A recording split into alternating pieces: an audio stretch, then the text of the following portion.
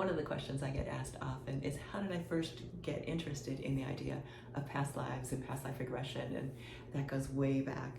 Back when I was a kid, Raymond Moody had just come out with his book on death, near-death experiences, and Elizabeth Kubler-Ross had come out with a book on death and dying as well. And Leonard Nimoy had a show called In Search Of. And there was a movie called Beyond and Back, and I'd seen all these and I was totally into it. This spoke to my soul literally.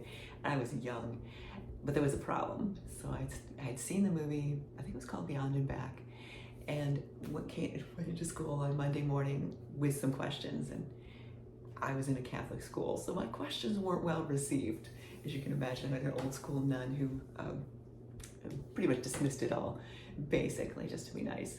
And so the idea never went away because my questions were never answered. And it stuck with me. Even as a teenager, I would read all that I could find. Back then, anything metaphysical or alternative was on the occult section, which was conveniently located next to the Dungeons and Dragons section, so it worked out well. So I read all 3 books there was on the topic at the time, and it's kind of continued throughout my life at different phases. I took time off and raised kids and did all that, grew up a lot, and then I came back to it, and I think about 20 years ago I had my first regression of my own, and it was stunning, and that was it. I was hooked. Eventually I got trained and took another training and took another training, and it's been a process of just learning more and more and more and trying to sort it all out and make it all make sense in my mind and be able to pass it on. So that's how I got started on this.